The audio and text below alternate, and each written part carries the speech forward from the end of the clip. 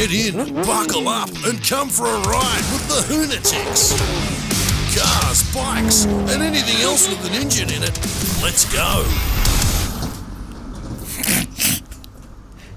Hey, you said I'm going to start with a smile.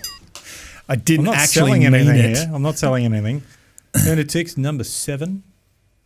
Yeah. Yeah. On the 7. podcast list one day. Proudly brought to you by... Snap-on Tools. Absolutely. Thank you very much big to thanks Snap-on. to those guys. We've still got our T-shirts on from the last podcast because we just recorded an hour ago. But, yeah, big thanks to the guys at Snap-on, DBC2. And, we're both mechanics by trade. We've been around tools. You are a tool. And we love tools. So having the world's most prestigious tool company helping us out with our podcast is... A-OK by us. Yes. Very, very good. Still very looking good. for the cup of fruit chocks.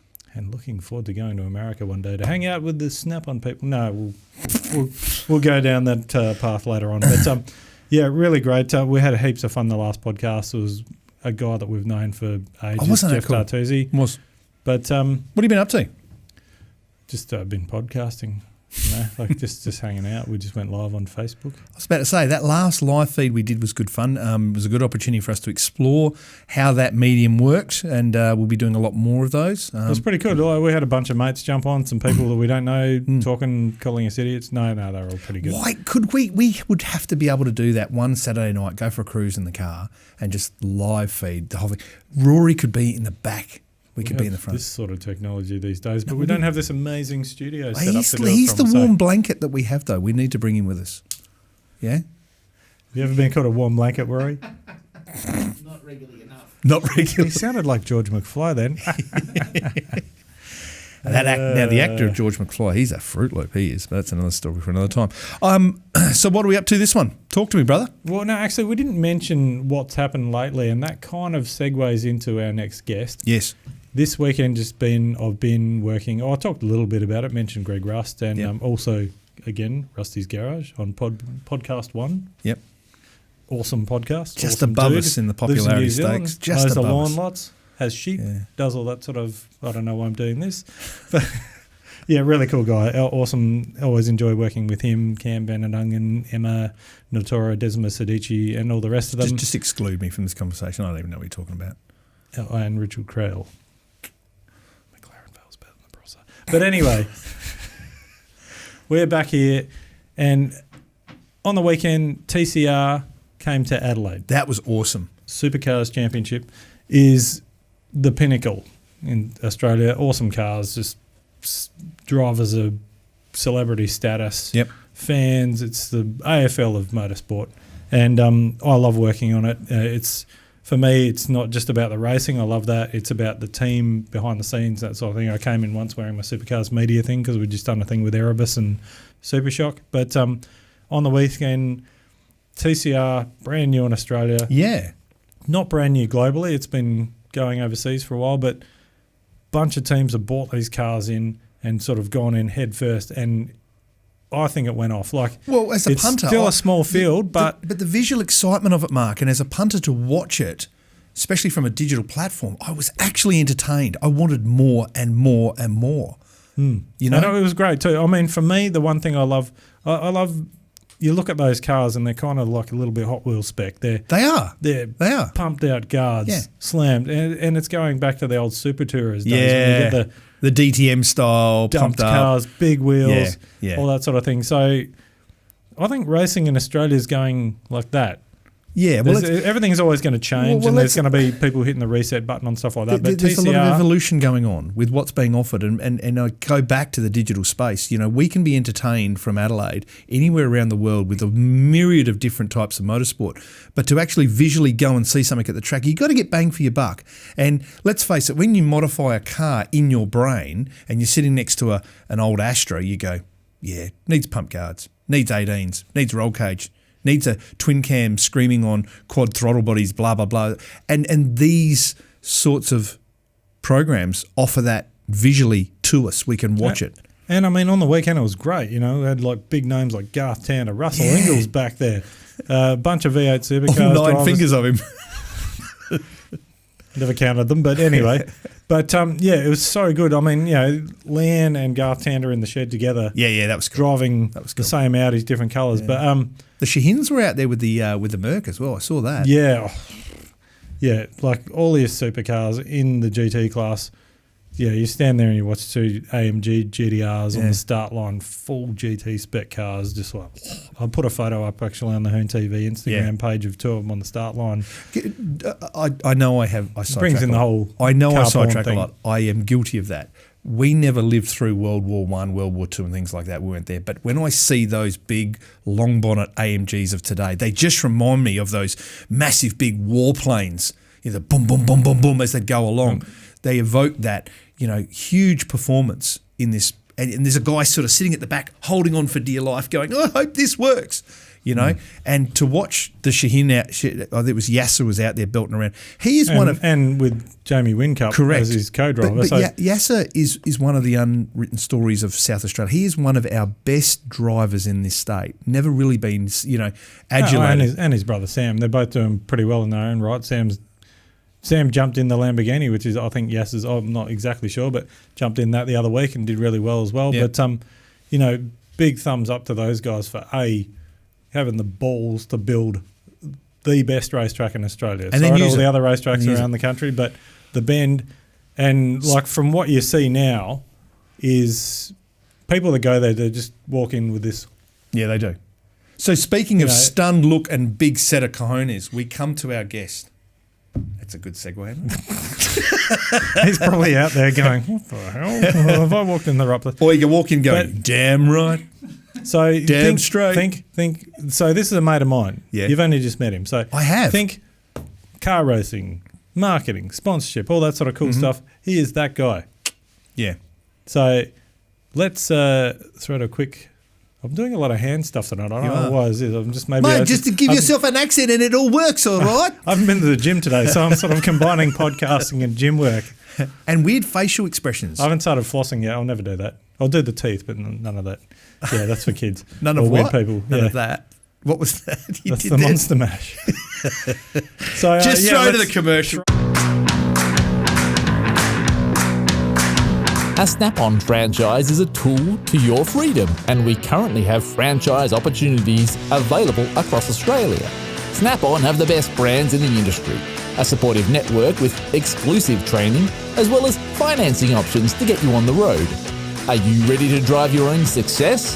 Visit snaponfranchises.com.au or call 1800 762 766 for more information. The Snap-on truck. The Snap-on truck. It's like the Lion, the Witch and the Wardrobe. You go in there and you never want to come out. It's like At the end of the music, it sounds like the Snap-on truck's stopping and he hasn't strapped the tools down and they've all gone forward in the van. Special guest time. Hello. hello. Hello. This is Sean Ryan. He is an awesome dude. Thanks, That's all you need to know about That's him. all I Thanks for got. coming. No, I'm going to throw back to a day. I don't know. I've got grey hairs now, so it's too long ago. But years and years ago, I went out to Malala with my mate Jono. Malala. And the Super Tour was on, and there was the Primeras and the Mondeos and stuff like that. And little did I know I was out there as a apprentice mechanic, and I'm doing this again. Exercise. Yeah. And Sean was probably there working on them. Yeah, right. Whilst I was sitting there salivating over them. But working on Ford Falcons, doing oil changes and stuff like that. But welcome to the Hoonatics, Sean. Thank you. Yes. Thanks for having me on. Yes. All things motorsport. Let's start, Sean, by, and Mark's alluded to your connection to Super Tours. Let's get a last 15-year snapshot of who you Just are. tell us everything. Yeah. Before we do that, you went to Tailem Bend on the weekend. A, what did you think of the track? And B, what did you think of TCR? Amazing track. I mean, I grew up in Adelaide, and to have that built here, world level track, looking around it, you're like, this is the best thing ever. And it smashes a lot of tracks around the country. If you just look at the multiple layouts that you've got, what could be raced there, and then having the TCR racing there. I've been watching TCR develop for the last 4 years because I'm a touring car nerd. Like everything front wheel drive touring cars, that's my life.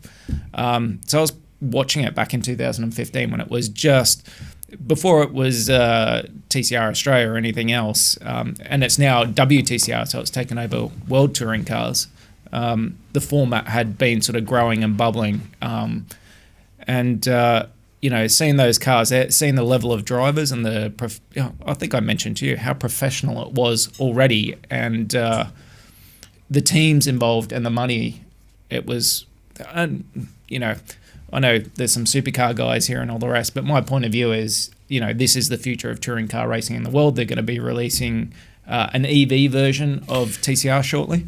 With this new TCR deal, it just seems like everybody's ticking the box to the highest standard early on. Absolutely. There's 900 cars built worldwide already in 4 years. That's how many cars are out there in championships. There's championships in North America, South America, all over Europe. Every single country's got its own regional championship. You've got the European TCR Championship, which took over the European touring car category. You've got the WTCR, which is World Touring Cars, which, it went from WTCR from the original international version of it. It's just taken over everything. And if you look at that, the World Touring Car Championship had a lot of money in it. The cars got out of control with their regs with TC1, and then there were no manufacturers there. It was costing too much money, and Killed it. We've seen it before with Super Tourers, and then TCR sort of was in the background. The guy Lottie, who's been running it and developed the whole thing, and developed it initially out of Volkswagen Group. So they had VW Cupra, so Seat Cupra, which we don't have here, and Audi were the first vehicles in. And then from there, everyone else has jumped in board, and there's probably 14 manufacturers that are currently involved globally. Well, let's rewind the tape a bit, because Mark, reminisced to a time when he was young and had full brown hair instead of grey at the moment, back at La La Land at Malala, and he mentioned your involvement with Super Tourers, and you live in the UK right now, you have an Australian accent, so you've obviously travelled a bit of a ride to get to where you are now, and I'm really keen to hear a bit about your past history and some of the stuff you've been involved in. Okay, so I started off as a mechanic, like Mark, and yourself. Yep. Mechanic. Where did you start as a mechanic? Dale Ford in Bankstown. Ford, Mazda. Excuse me, thank you, but I started off at Kmart Tire and Auto. All right? Let's just clarify this. And won Apprentice of the Year at Kmart. So that qualifies you for there was two of us in that competition. Oh, wow. That qualifies you for a quick Rain Man impersonation. Definitely Kmart. So from there, I did a couple of years in my apprenticeship, and I was racing cars at the time on the street and building them. What'd you have? Turbo 4-wheel drive Laser TX3 KF. Tick. That car was running low 13s. The one with the gearbox made out of glass. Yeah. Well, that's how I got my expertise. I actually, when I went to super touring, I was the extract expert. I built so many TX3 gearboxes. You got a job out of necessity purely because you're the only one doing it. Yeah, I love it. I learned a lot about. You can't dump the clutch at $6,000. All right, 5,750. Winning's winning, boxer. Winning's winning. Yeah. I was toasting guys at the Ford dealership that had Valiants and Walkinshaws and everything else. We'd go down the back streets of Bankstown. They were like, "Well, we're gonna smash your car, mate," and I'd like go, "All right, let's go. $6,000. I'm gonna smash my gearbox." As long as I can get it in a third. Please get it in a third. I'm gonna quickly say, hey, Spike. Yeah. Our mate from Adelaide, the TX3 King. TX3 King. So anyway, I ended up going and working Motorsport part-time. I worked in rally, so I was working in the Australian Rally Championship back then. I was building Group N cars. So I worked on Michael Guest's Group N car. We built 2 brand new fresh Evo 3s for himself and Rod Salmon. Wow. They were good days. They were good days. Michael went on to win the Group N championship in that car. Rod went on to roll that car about 5 times. I left there. Can we call that the Cocoa Pop Zero with all the snap, crackle and poppers? Anti-lag, all the good stuff. It was amazing. Yeah. And if you look back to it, we had... obviously, it was Bates versus Possum Born, and they had Group A cars, and it was pretty cool. And then from there, I got a job in super touring with a guy named Paul Pickett. He was running the Hyundai Elantra, which was a locally built super tour in Australia. Wow. It was built by Colin Bond. Car Hyundai, it was their first foray into global motorsport. The car didn't, it was a bit of a backfielder. It didn't have the money and development that you get out of if you looked at Europe at the time, Can I just ask though, did it actually visually look awesome? Yeah, it was good. It was. I mean, it had what was his company name? Sorry, I was just trying to rack my brain. Paul Piggott, HVE. HVE. Hyundai Vehicle Enhancements. Yeah. Top bloke, guy, he bought the cars off Hyundai. To do it? Wow. Hyundai got involved with it. They weren't getting the results. There was a story that Jimmy Richards jumped in the car to test it. They wanted him to drive it, and he went out to Emery Park, did one lap in it, got out, went, this thing's a piece of beep, beep, and didn't drive it. So himself, they were running Drive of a Lifetime Okay. competition to win a drive in the second Lantra. They went through that competition. Somebody won the drive. We ran the cars, but they were a very low, swoopy design, though, if I remember, my memory serves me correct. Back then, they were not a bad-looking car. They were just from a manufacturer that wasn't well received. Well, it was more the Australian engineering, like the wiring harnesses in them. Like if you looked at I went and worked on the Ford Mondeos. They were built by Andy Rouse Motorsport. Yeah. You looked at the wiring harness in that thing, and it was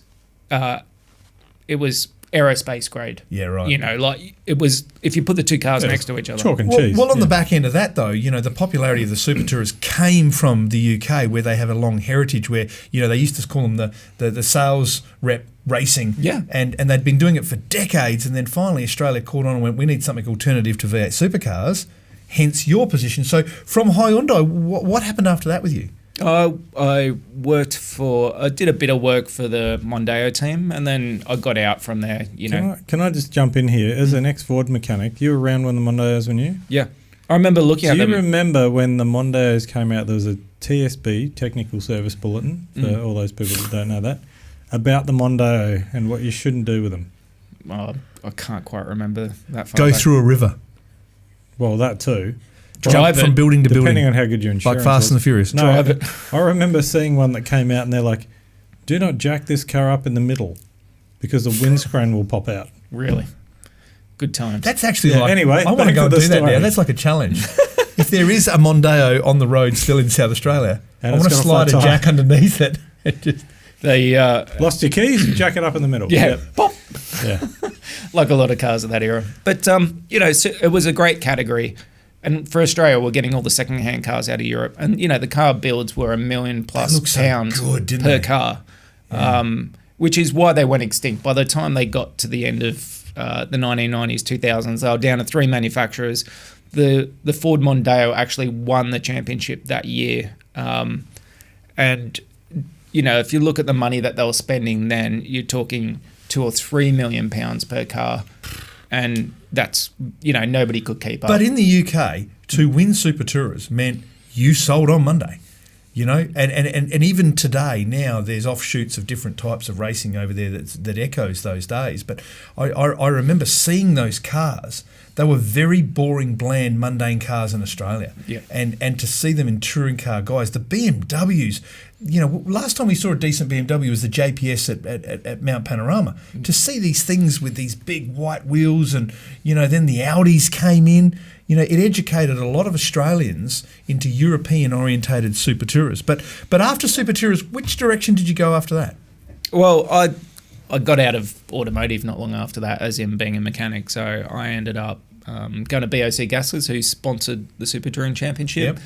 They put me through university. I ended up, sort of high-falutin sales executive jobs, so to speak, and then ended up in marketing, and then started my own marketing agency. And that marketing agency's, worked on the content creation. It's been in the YouTube, Facebook era where clients need content, they need distribution. So, like they've got their tier 1 agencies that are doing all the above the line stuff. But for car manufacturers, we're making all their web videos for, Mitsubishi or Subaru or Hyundai, we're doing bits and pieces for.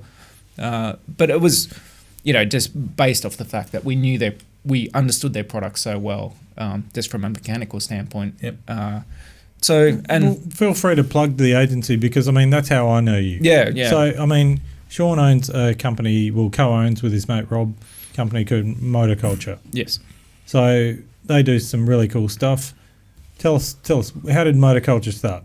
Well, I think Rob and myself we saw a gap in the market. I mean, automotive forums were pretty big, and they weren't very well represented. They're all sort of fractured. So Rob and I, and you'd know Performance forums or Just Commodores or Ford forums or JDM style tuning. So we went around and spoke to all the owners and said, look, let's work together as a network. And we basically took that network to advertising agencies and said, hey, we've got all these amazing automotive eyeballs here. They're all car enthusiasts. They're all people that make their buying decisions. And we got tyre manufacturers involved. And, we started with Yokohama and then we ended up with Bridgestone, who are still a customer to today. Brake manufacturers like Bendix, like all the names, Bilstein, they're all sort of like tier one brands. So that was the premise. And then we started creating... Ryko, where you've seen this amazing face. Ryko, yes. Yep. And Bendix shortly. We're just shooting a Bendix video today with Mark's, lovely schnoz in it. He's got his hands dirty. I think that's why you keep doing this hand thing, because you're holding the Ronin a bit today. You're getting all excited. I think it was putting the rotors back on the car. I'm practicing for the other side tomorrow. That's right. That business sort of grew up and did all sorts of interesting things.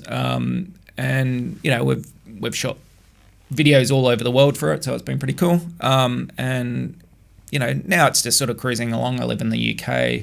I run an animation studio in the UK that does automotive animation. So we're doing gearbox animations for GKN. We're doing stuff for Imperial War Museum. So like bringing back to life the Merlin engine that was in pretty much every winning plane from World War II. Whether it's a Spitfire or a Lancaster bomber.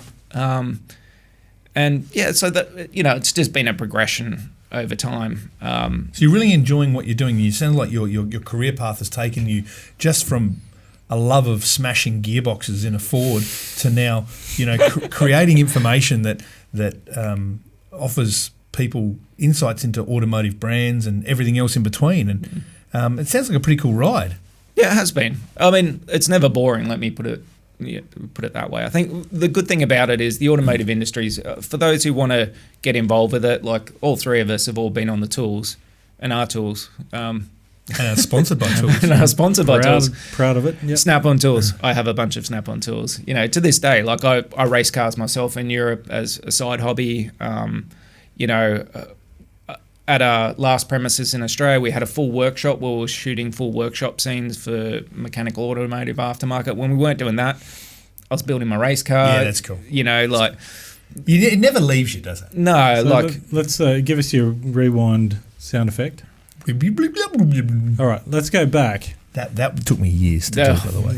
If you want to use it with your animation. That wasn't his best one. Let's go back because Adelaide spec. It's not internet. I'm working on it. All right. Correct me if I'm wrong, but your first car is relevant to what Jason is in his shed at the moment. What's that?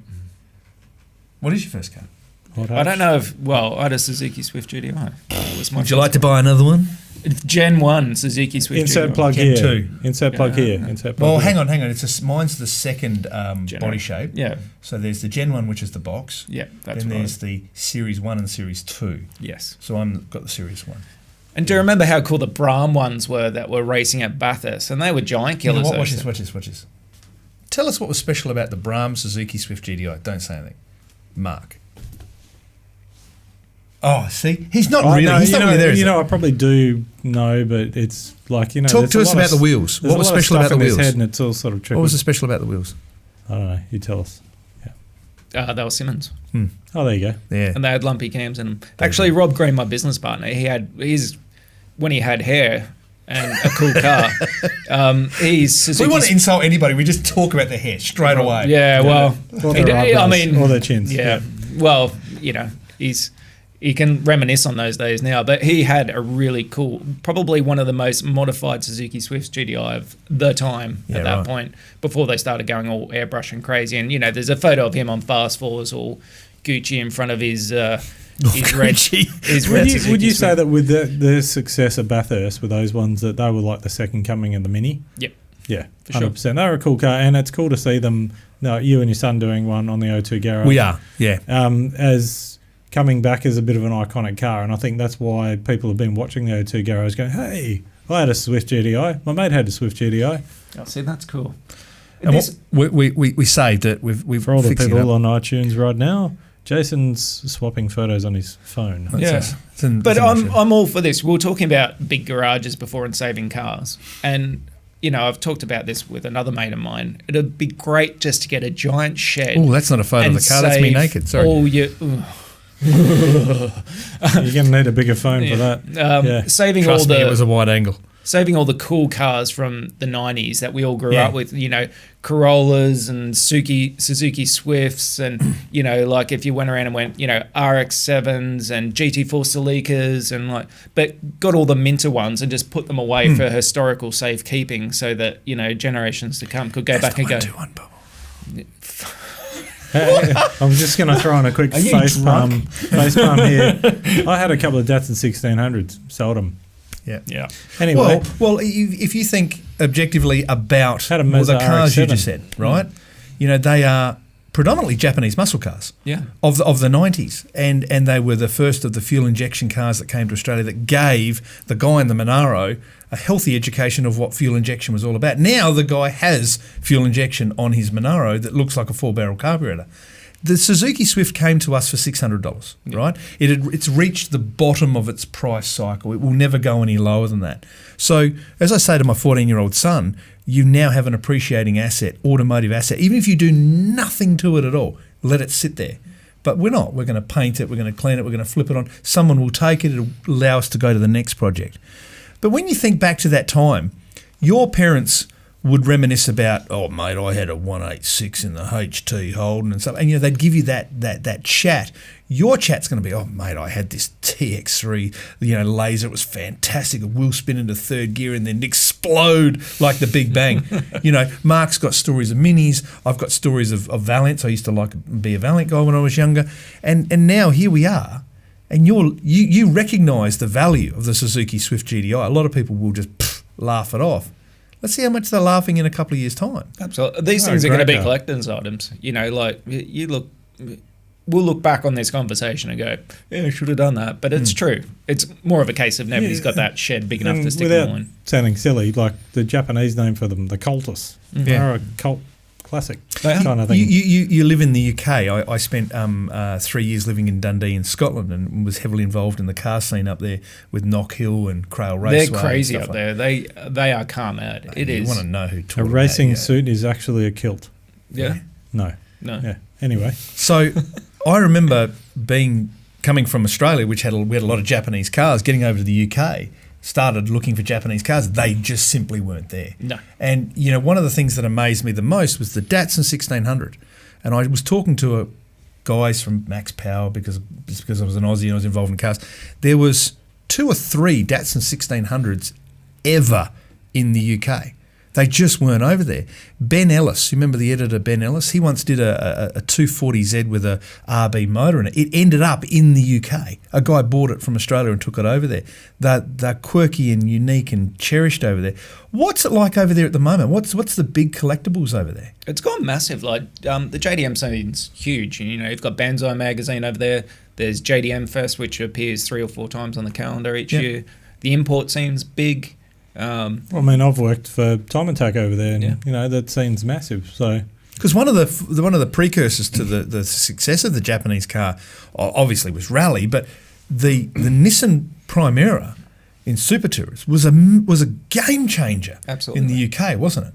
And it's funny because the Japanese have really kept out of TCR at the moment. I mean, if you look at it, the Koreans have got in there. Hyundai's been dominating. Kia's tried to build a car, it hasn't gone very far. Mazda's said it's getting in, so there'll be a Mazda TCR car soon. But if you really look at the scene, it's only been Honda from Japan that's got involved. The European marks have really taken it on, which is unusual for the Japanese because they're normally, you know, motorsport, they love to prove their product and all these types of things. So it's been, I think it's a case of watch this space, though. I mean, and like getting back to Australia, like I wanted to mention before that I can't see this really having a massive effect on supercars because supercars is like the AFL of Aussie. It's Aussies love V8s. You know, there's that passion. They've got a massive fan base.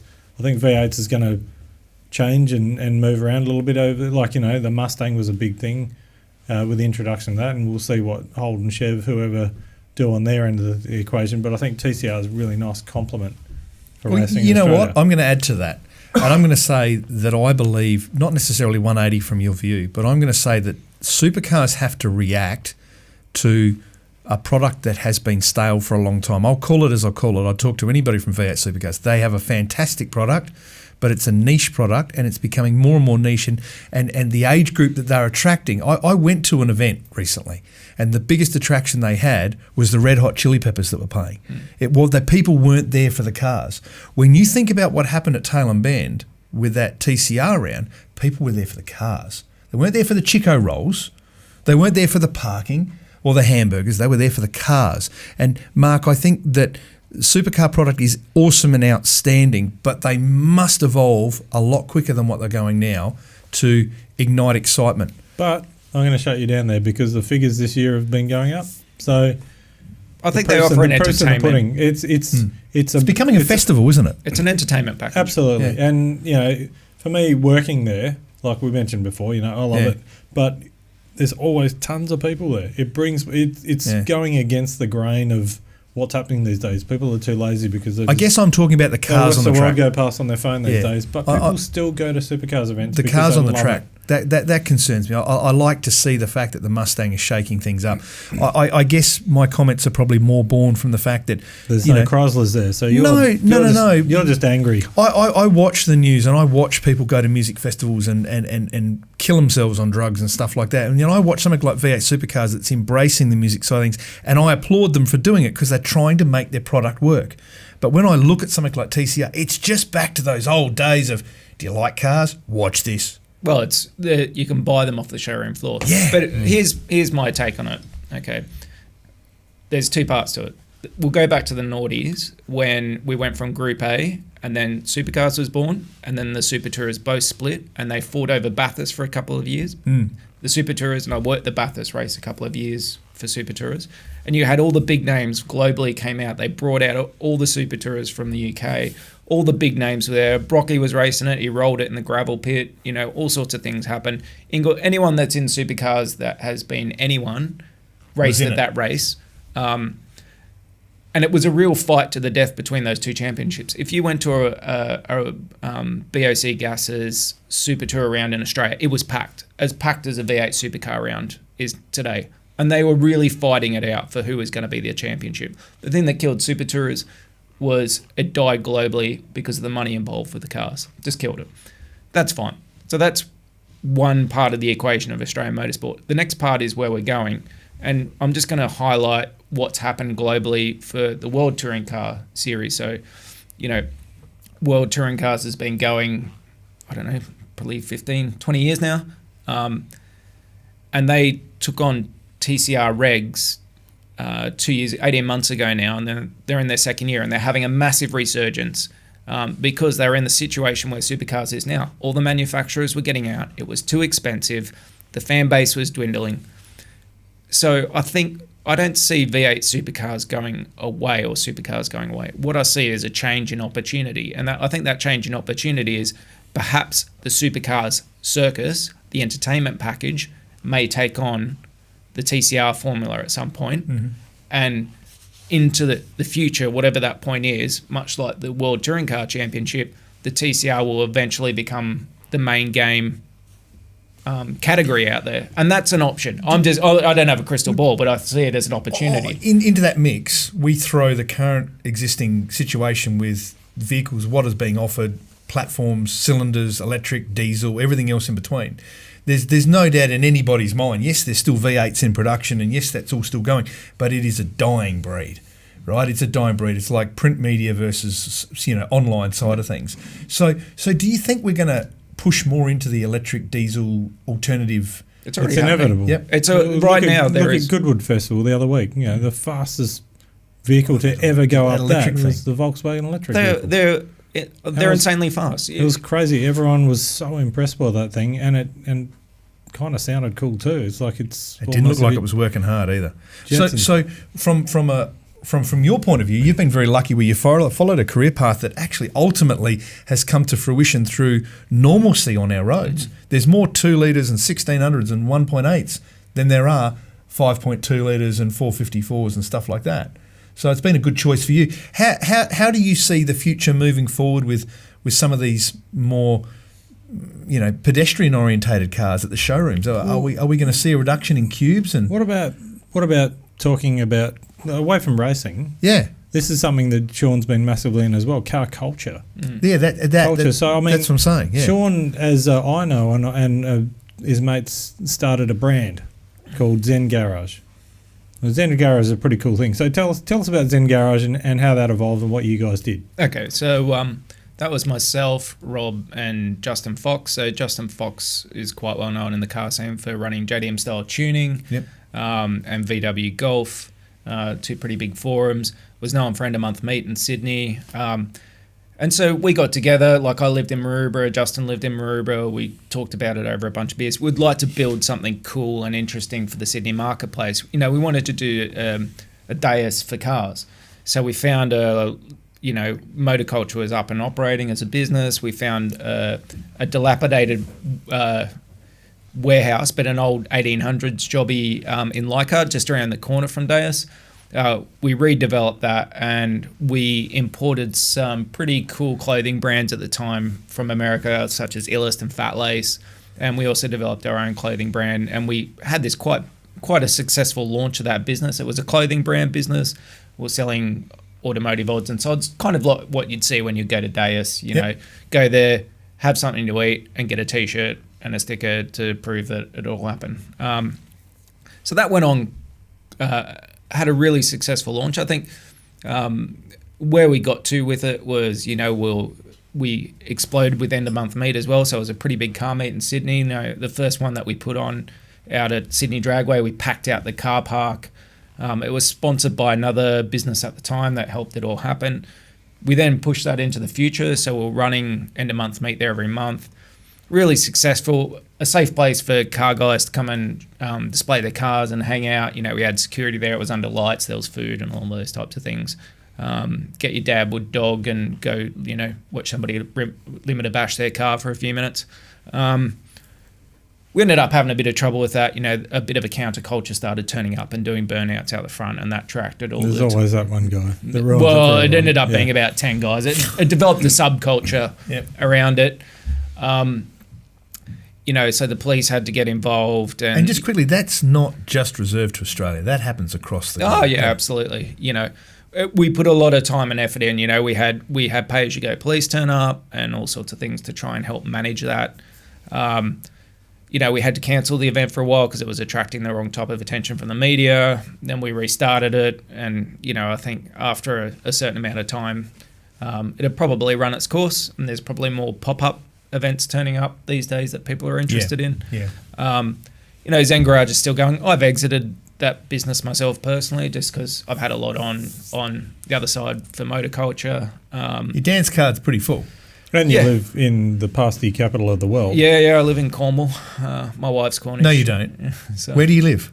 Where do I live? Penzance. Yeah, not Cornwall, Penzance. Yeah, Penzance, PZ. So, yeah, it's been a full card. What does it say on the number plate at Penzance? Like Adelaide is, like the festival state. What does it say? The pirate state. We're a bunch of pirates, yeah. You can get pirates number plates. Everyone's got like a little pirate flag on their car over there. They don't think they're part of England. Is the accent like you all walk around talking like this? What was that? Like a pirate to each other? Not quite. I'm so glad the camera's not facing Jason's face. No. They don't have all cartoon characters walking around talking like Jason. You've got the beard. You're sort of kind of quarter of the way there. Yeah. You just need a patch and a parrot. So with Sean moving to the UK though, he did a cool thing. Like you'd started building. I'm just going to offload and tell Sean's whole life story here anyway. Sean got a Mazda MPS. Yeah, right. And what was it? MP6. MPS6. So which was the best-selling vehicle in the UK, known wasn't car, it? But a very cool 2.3 litre full drive. Turbo. It's the Ford EcoBoost motors in there. That's in the Mustang. It's in the Ford Focus RS. Lesser known car, but a very cool car. So with Sean's background in super tourers, he took that car, set it up as a circuit car. Yep. And then a couple of years ago, for my birthday, which was, I think was my 40th birthday. Yeah, it was. Sean's like, do you want to come to the racetrack? And I'm like, hell yes. Yeah. So Yes. Yeah. No, I was what else would be cooler than going to the racetrack? You're not a on your very birthday? emotional dude, Mark. No, I let my emotions Are you? come out in the accelerator pedal and the throttle. Yeah, and I can do the best monotone you've ever seen. Monotone. No. So Sean's like Monotone. Sean, and you can go to HoonTV, the YouTube channel, because we did a video and it was a good fun day. Sean's invited me along to the track. We went there. It's just a general track day at Castle Coombe. Oh, wow. Castle Coombe. That's a cool track. A very dangerous track. This is the one circuit in the UK the one we've all been to drivers' briefings and stuff like that. We walk in, it's this British chap. British chap. There's a map of the circuit on the wall, and he goes, "Okay, so if you run off here, or here, you'll hit the wall. Thanks for coming. Have a good day." Basically, just don't go off. Make sure you've got a gin and tonic, and we'll come and get later on. It wasn't quite. Yeah. But the best thing is this guy here can build a car. Yep. Very modestly built car, but everything subtly done in the right areas. A to D. Attention to detail. Yeah. Yep. Yeah, so just not blowing out anything. And a cool looking Mazda car in its own reliability. right. I jumped in this car not knowing what to expect. I'm like, oh yeah, full drive turbo, this, that. And I'm like, I got out there and I'm like, man, this car's cool fun. It's moved. so easy to drive. Yeah. It's fast. It brakes well. It turns in. Everything works. You still got it? Yeah. I'm still modifying. I'm taking parts back with me. I'm racing at the Nordschleife in a couple of months' time. As you do, the Green As you Hell. do. Yeah. And then going to Spa. See, only a pirate would say it the correct way because he's travelled there in his boat. Yeah.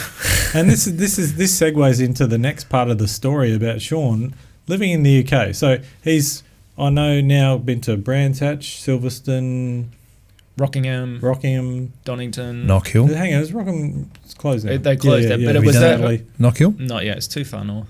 It's outstanding. I know, but it looks great. He's It's like turning old school. he's turning into a British person. That's a long way away. No. It's, Thruxton. Thruxton's probably the scariest track. It is so high I think you speed. have to get it. It sounds like you caught something and you need a cream when you say that. It is. It's a bit like that, but it's so Old fast. airfield, isn't it? Yeah, It's an old Pretty airfield. much every racetrack in the UK is an old airfield. They are. Brands Hatch, Yeah. Brands Hatch. Brands Hatch is amazing. it's Paddock Hill Bend. Yeah.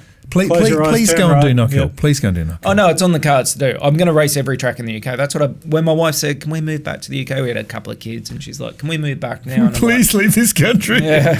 She's been a good pom. She's like, "I'm burning," And it's like, winter. just put on some more sunscreen, sweetie. So, we went back to the UK, and I built this car, and we shipped it over. And I'm just gradually chipping through all the tracks. This year's goal is to go overseas and do a few. UK's a quirky place. He says isn't it? overseas. It really is. So this is for people that live in Australia. They're like, hey, I'm just driving to Sydney, 13 hours. Yeah. It's like, say if you live in Kent and you're like, yeah, I'm going to get the Nürburgring. It's like, what, 6 hours? Yeah, it's a bit longer than that. Where I'm, for you, 'cause I'm you so live- far south, I may as well keep Yeah, going. but London to Rome is Adelaide to Sydney, Yeah, pretty much. right? Yeah. So you it's- have Nürburgring, Spa, it's 13 hours drive from my house to and then all Nürburgring. the other awesome tracks. When you over there. take into account the roads that they have over there, it's basically just racetracks linked up, really. The free running. I mean, when you go around the ring road in London, it's like a big racetrack, really. Absolutely. I come back to your Mazda and I come back to my time when I was in Scotland. I remember distinctively checking out, Japanese cars over there. They hadn't made a huge impression. But at the time, back in 2002, the Mazda 6 was the best-selling car in the UK. Yeah, there's loads of them over there. And it was such a good product. It made a huge impression for Mazda, whereas, obviously they had a lot of domestic cars they were selling and brands like that. And your car would obviously have almost, I would dare say without knowing about it, probably a cult following without you realising it, because a lot of those cars are now coming up and available to become track cars and so forth. They're cheap as over there. I mean, the problem about Mazdas and most cars built in Japan, they rust away over there. Yeah.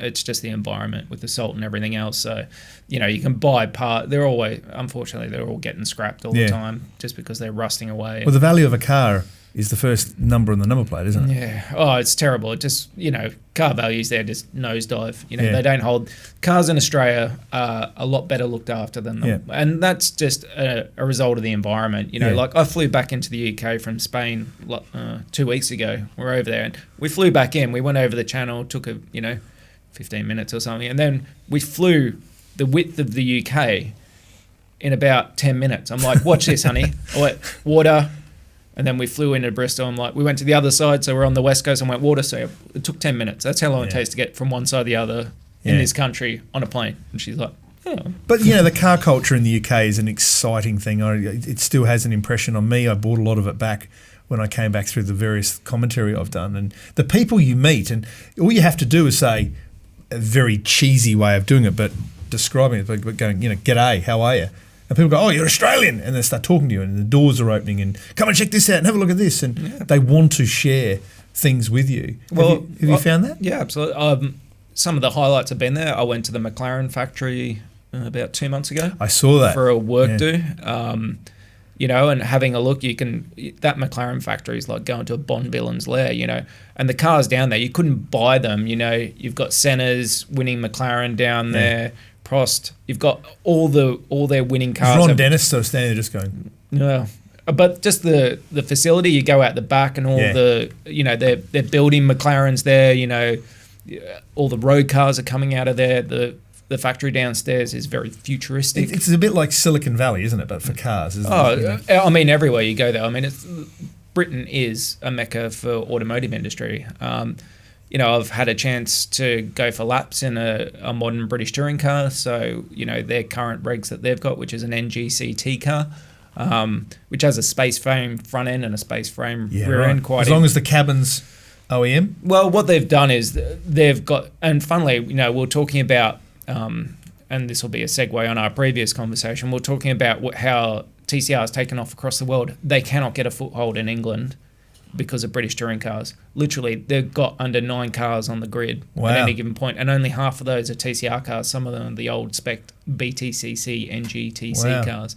And I've been for a lap in one of these things, and they're bloody fast around Brands Hatch.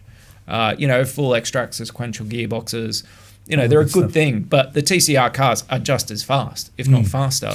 And they're a lot cheaper to build. And, you can, in Australian dollary dues, it's $250,000. Just allow for the exchange rate. Well, it's $250,000 to buy a brand new TCR car, but you can pick them up secondhand in the UK for 100,000 Australian. Wow. That's pretty affordable racing, and they're competitive. It's not like buying an V8 supercar, but you couldn't put that on the grid and go racing with, Roland Dane's bunch. You could get out there with the right engineering people, and that car would be competitive. Well, let's change topic for half a second, because I really want to cover off on this, because this is something that's exciting. My son's involved in this sort of stuff as well. Your animation business. Ooh. Talk to us about that. What's the story there? Just give us a little bit of a highlight reel there. What's happening there? Well, I've been living in the UK for a year and a bit, and my wife's like, could you go do something? You're really annoying me at home. I'd finished renovating the house. Motor culture doesn't take up all my day, obviously. It only takes up a section of time. Anyway, I got approached by somebody in the business community to come and run this animation studio. They needed somebody who had a background in running agency. So we took that on board. It's got some really interesting customers. GCAN, who produce a lot of the gearboxes for your modern vehicles. So we do all their animations for them. One of their gearboxes is the Ford Focus RS drift mode gearbox. Yes. They don't actually build the gearbox. They build the powertrain unit. So basically what turns east-west into north-south. Correct. So basically the unit that sits off the back of the gearbox that hooks up to the tail shaft and they do the rear differential, and they do all the science in that allows it to have drift mode and all those types of things. So, and that's where your animation comes through? Yeah. And they also do a lot of the powertrain units for EV cars, which has been quite interesting to see where EV is going. And a powertrain unit for an EV car is very different to a conventional gearbox. Absolutely. So that's been really interesting to get involved with. I need to maybe get you to do a bit of an animation of the Hoonatics, I reckon. Turn us into cars. Turn you into cars. What would you be, Jason? Well, I'm a Jeep wagon here. Mazda 121. Mazda Bubble. Yeah. What would he be? With a wide body kit on it. Pumped cards. That'd be awesome. An exhaust and a tiger down the side. Osmond style. Yeah, dumb question time. If you were a car, what would you be? Yeah. Well, what would you be? Come on, Mark. No. A Lamborghini Countach. No, you'd be a beige TN Magna. TN Magna. Is that a wedge Magna or the? Yeah, it is. They styled them on the P76. They did. What would you be? I'd probably be a smoky RX-8. Mazda. Yeah, Well, I've had a whole bunch of rotaries. How old are you? How old am I? 44. Yes, no. You'd be an RX-5. You wouldn't be an RX-8. Maybe. Yeah, Well, yeah, here's smoking. let's fill in the blanks A between Metro, a 121 Mazda Metro. Remember them with the one? Okay, I'm trying to forget. Mazda 121s. You've said enough. No, the old ones, the RX4, RX5 style. Oh yeah, with a shaver, like the Breville shaver grill. The front of it looks like a I man's. liked the company so much I bought the car. Yeah, it's boxy, but it's good. Fill in the gaps for us between your Swift GTI and your Mazda. Yeah. Let's talk about some cars. All right. Suzuki Swift GTI. Tick. Everybody has to own Don't lie to us. 'Cause Everybody we can has to find out. own an Alfa Romeo. So an Alfa Romeo 33. A mark on the paper, not necessarily a tick. Yeah. Moving on. Yeah. Laser TX3 Turbo 4 Tick. drive. Some random beaters. Then Mitsubishi Evo 3. Yes, definitely. And we'll just stick to the cool stuff. RX-8, and that was a race car. Then I had my company car was a Mazda 6 MPS, brand new. Yes, that's a tick. And then, which I said, I'll buy one of these when they get a bit cheaper and turn it into a touring car. Then I had a Mazda RX-8 GT, so that was the last of the RX-8s. Yes. And at that time, I bought an RX-7 FD and turned that into a race car. Nice. So that we built that at Zen Garage. You can see a bit of a pattern emerging here. Yeah. And then had a family, so kids. So then I had Primacy. Yeah. Believe it or not, Ford Mondeo XR5 Turbo. Beautiful. At that time, I was racing in the Pulsar. That's still a good-looking car. I lowered it, and it had RS rims, like full That's still a RS good-looking rims car. on it, and it actually was a good thing. Do you know what? Bizarrely, it was probably one of the best cars from a functionality standpoint. Yeah. Huge boot, TARDIS-like. But I was racing the Pulsar Challenge at the time, so I built a Pulsar Challenge car. That was actually going quite well. I was on the podium on a couple of races, but those guys were psychos. You'd go out there and it was just like a crash-up derby. I remember going through on a race that I'd been leading. I got punted in on Sydney Motorsport Park, Turn 1, got punted in the rear into the wall at 170 kilometres an hour. Recovered the car, got it, went from the back of the grid and moved pretty much back up into the top 10, and I was coming back around to turn 1 and all these cars are braking and moving out of the way, all these Pulsar Challenge cars, and I'm like, what's going on? It was like the sea part, and I'm just going straight through the middle of them going, yeah, stuff it, there's no flags yet. And there's this Pulsar on its roof spinning down into the gravel trap into turn 2, and I just went, well, I'm just going to keep going. So I got up into the top 6 or something. Outstanding. But that's what it was like. But to be Current car. What do you got? Current car in the UK. Well, I've got a few different cars there. I've got a Mazda 6 current gen, which, I can't help myself. I like my Mazdas. It's lowered a bit. It's that nice red colour. They do operate it with the subtle mods, don't they? Yeah. It's nothing exciting, but it's a company car. I do a lot of miles. And my wife's got a Mazda CX-7, which tows my Mazda race car. So it's pretty much you walk outside and it's like Mazda. There's a bit of a trend there. What is the one car you are promising yourself to buy that is affordable? You've always wanted it, and you're just a matter of finding one. Oh, geez, there's probably a few in there, but do you know what? It'll be a TCR car. I'm saving up for a TCR Cupra. So that's my next race car. I'm working this year to build my license up, so I've got a national an international license, so I can go race that series. So I'm not so much worried about the road car. I want to buy a TCR car. So, they're coming down a bit in cost. And when I come back to Australia in the coming years, I want to be able to bring it back and race in TCR Australia. So that's the long-term goal. But well, maybe you add to the goal to take that car back to Australia and hook a lap at Tailem Bend. I want to run the series here. It's the most exciting. When I was growing up working on, super tours, I wanted to be a race car driver. You bring the car, we'll provide the pit crew. Perfect. How's that sound? Right? You're on. Right, we'll have the pit girl over there and the food manager over here. Pasties. Bringing the pasties. So let's get away. Like, we've given TCR the world's biggest plug of its life here.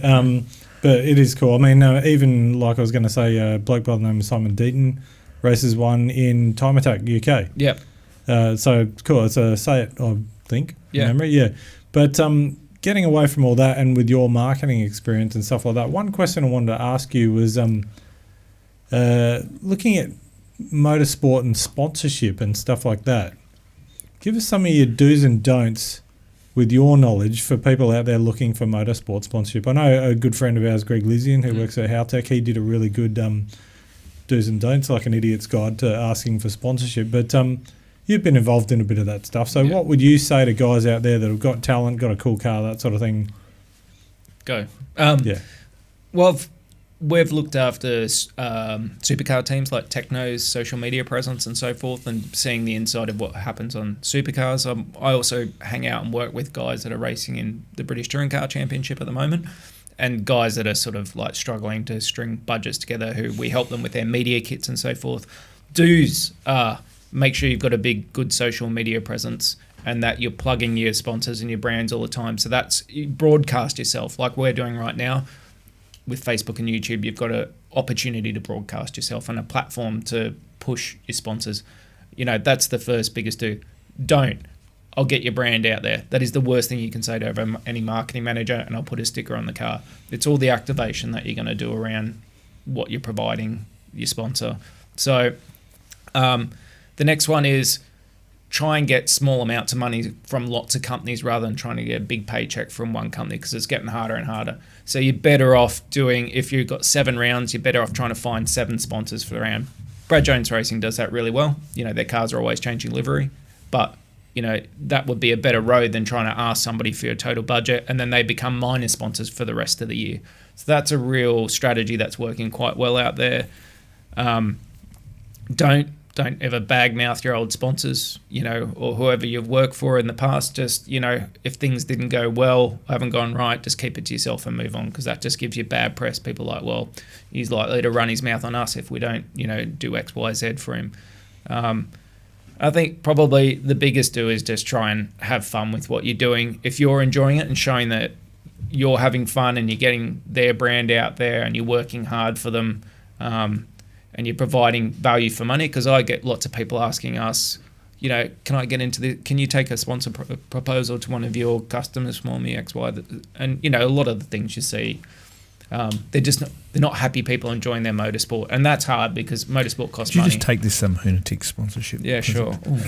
Yeah, and I mean, I'm going to jump in there as well, because I think 2 things that I've learnt over time is being at racetracks. You see all the people that they're almost like, they get so stressed out and wound up at racetracks. It's like, you got to remember why you're here. Yeah. Like, A, you're here because you enjoy doing this. If you're not enjoying yourself, piss off. Like, you know, basically, why would you be there otherwise? Don't stress over it. It's here. It's a fun thing. It's sport, and we're here to enjoy it. But the other thing I always say with sponsorship too is give more than you get. Yep. Yeah. Sponsor gives you $10,000. Give them $20,000 worth of. Because at the end of that sponsorship agreement period, they're going to be, that guy, girl, person, team was the best asset we've had. You know, and it's funny you say that, because I had a conversation with a lady who was 2 years old once, and she said to me... What was she racing in? She was actually my grandma, and she actually said to me, you know, the golden years are now. Mm. And I went, oh, okay, fair enough. I said, when's the... She goes, no, the golden years are forever now. You'll always look back at now as being the best time of your life. Yeah, you'll never say this is better. And it's the same in motorsport. Wherever you are, whatever you're doing, I guess just enjoy what you've got, because if you're actually doing what Mark's saying and you're enjoying yourself, those sponsors are going to turn around and go, I want to be a part of that. Yeah, and it's infectious, you know. If you look like you're having fun and enjoying it and spending your time doing it, and you're putting in, you know, putting the hours in so that the sponsors and yourself can get out the value. You know, and I've funded most of my motorsport for myself. You know, I have done things in the past where, you know, sponsors have come on board and they've been great, and you do everything you can. You know, we did with the Pulsar Challenge car, we had sponsors come on board for that, and they helped us build the car. But we did a full build video for the car, we took it from we did a series, how to build a Pulsar Challenge car. Yep. And then when we went to the races, because I run a video production company as part of, you know, the total motorculture piece, my video production guys came along and we covered the rounds, you know, and we did a wrap-up video, which was pretty unseen for that level of motorsport. But because there was so much interest in the series, because it was very grassrootsy and it was so action-packed, you know, that went such a long way. It's a little bit like, you know, you asked that question. It can be summed up a bit like the JFK speech. Ask not what can be done for you, ask what you can do. And if you can apply that to a sponsor, your success will follow. I once had some time in the US with a guy who went from, and I tell a story to anybody who's prepared to listen, he went from Top Fuel drag racing to Funny Car. He went backwards. And I said to him, why did you do it? And his hair was all slicked up and he's got the glasses and the gold, We're in the pits at the Pomona drag strip and he's this guy, and I forget his name, but he was called the Art of the Deal. He was the number one sponsor guy. He said, Jason, I went backwards because my car is bigger and I could sell more space. And I kind of looked at it and I thought to myself, there's a guy that looks at sponsorship differently. He wasn't saying, McDonald's are going to sponsor me. It's like, I need to give McDonald's a bigger billboard. Do you know? That was his mentality. And it echoes what you're saying now. And it's been so cool to speak to you and listen to an alternative side of things and dance the automotive dance in a different direction tonight. I'm just peeking over here at your timer, and we are running long on this, which is fine because lots of cool stuff to say. So I think as a wrap-up, we're getting back to you being in the UK, talking about the Nürburgring and stuff like that. What's going through your head leading into your trip to the Nürburgring? What are you expecting? We've all seen the highs and lows of the Nürburgring. It's a pretty amazing place. Don't bin it. Because I'll be going to Spa a few days later. In order to finish first? Yeah. Is that it? Yeah. First you got to finish? Yeah. I think, He's still Aussie, isn't he? Yeah, just work your way into it, I think is the biggest thing. It's like anything, when you drive and do motorsport, I'll spend a lot of time on the simulator before I go, just get my eye in, get there, just, don't be a hero and just treat it like it is like driving the road. If you can't understand what's happening at the next apex or the next corner, just treat it like that. It's, if you're driving a road course, you're driving by eye, aren't you? So don't go for a lap record on your first lap. Don't go for yeah. Well, you're only, that when you look at that track, the people that go fast and the people that crash, they're racing themselves. Yeah. And you've got to kind of say, hey, back it down, right? There's a lot of corners to enjoy. The one corner you crashed on was the one corner where your skill level ran out. And you've got to be able to know, as you know, what the capability of you and your car are at that point in time. And when you quite often see it bucketing down and they're still doing all their bits and pieces, you go, this is going to end up one way. And it's a mafia there as well a bit. Like if you put it into the barrier, you're going to get a huge bill off the Nordschleife for people, If you hold that track up and put oil down on it, you're done. They're gonna. You better get your credit card out. So. But the flip side of that is you've got to not only have you got to be driving that way, you've got to be driving this way because then there's some dude coming behind you in a rental, GT3 Porsche thinking that he's Alain Prost. You got to make sure that he's not going to hit you. Oh, it's what's happening in front of you with all the other cars. Like if you look at a lot of the accidents there when you watch the accident show reels, it's poor people coming around the corner and getting caught up in other people's smashes. You know, like you just turn up around the corner and there's a BMW or a Volkswagen Polo that have just come together and you've got to caravan. Well, you have a distinct opportunity to be a trendsetter at that track. I reckon you should pick up maybe just one of the local 5-poster bull bars on the way out from the BMS bull, mount it to the front, just push them out of the way, and just clean the track. You really know how to wind the podcast. Mr. Plow. On a high. All right. Well, on that note, Sean, thanks heaps for coming in. Thanks it's been great. Looking forward to you sending some GoPro footage of your car at the Nürburgring for HoonTV. There was going to be a full video, so we'll talk about that. Yes. Because there's a sponsor that's Sign looking contract things. Well, there's a sponsor that wants to actually sponsor that because they want to get their products over there and proving that they work. Well, if you can give us a lap, right, Mark and I will commentate it for you. How does Jason's that sound? going to ask you to go live on Facebook. We'll stream it. We'll provide the commentary. As we're coming around the carousel. Yeah? As long as you can bleep it out, what I'm saying. We will. We can do that. We can incorporate it. Swear in German. You'll be fine. Yeah. All right, Sean. Thanks for coming. Absolutely. Thank you, Snap-on. Thank you, Jason. Thank you, Snap-on. Yeah. Thank you, me. It's a wrap. Roll the closer. Get in, buckle up, and come for a ride with the Hoonatics. Cars, bikes, and anything else with an engine in it. Let's go.